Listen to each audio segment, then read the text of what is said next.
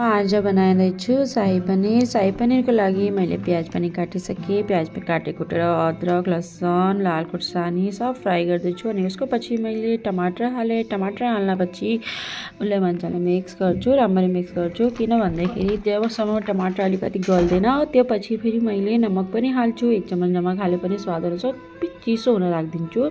चिसो राख्नपछि मैले मिक्सीमा पनि गर्छु। अनि पनीर पनि मेरो एक तरफ फ्राई हुँदैछ।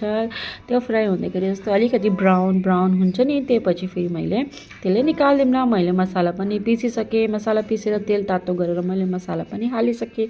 हालेपछि त्यसलाई राम्ररी मिक्स गर्ने। मिक्स गरेर फेरि जबसम्म त्यो उसले तेल मजाले उगर्दिन राम्ररी हुँदैन तबसम्म त्यो मसाला पाक्दिन। त्यही भएर फेरि मैले मसाला पकाएँ। अनि त्यो गरम मसाला खुर्सानी बेसार हालेर हल्दी हालेर मजाले राम्ररी मिक्स गरेँ। मिक्स गर्नको बाद अलिकति मैले उसमा अलिकति पानी एड गरिदिन्छु। पानी अलिकति एड गऱ्यो भने फेरि राम्ररी त्यो मसाला पनि पाकिन्छ। किन भन्दाखेरि फेरि अलिअलि गनानो हान्छ। त्यही भएर मेरो मसाला पनि राम्ररी पाकिसकेर मैले फ्राई गरेको पनिर पनि हालिसकेँ। हालेपछि फेरि पनिर हालेर मैले त्यसलाई फेरि राम्ररी मिक्स गर्छु ताकि त्यो मसाला सब पनिरमा लागिजाओस् भनेर। त्यही भएर मैले पनिर पनि मजाले राम्ररी मिक्स गर्छु। मिक्स गरेपछि उसमा फेरि पनिरमा अलिकति मैले पानी एड गर्छु। पानी एड गर्नलाई फेरि अलिकति पानी हालेर फेरि राम्ररी मिक्स गरेर ढाकिदिन्छु। ढाकेपछि कस्तो लाग्यो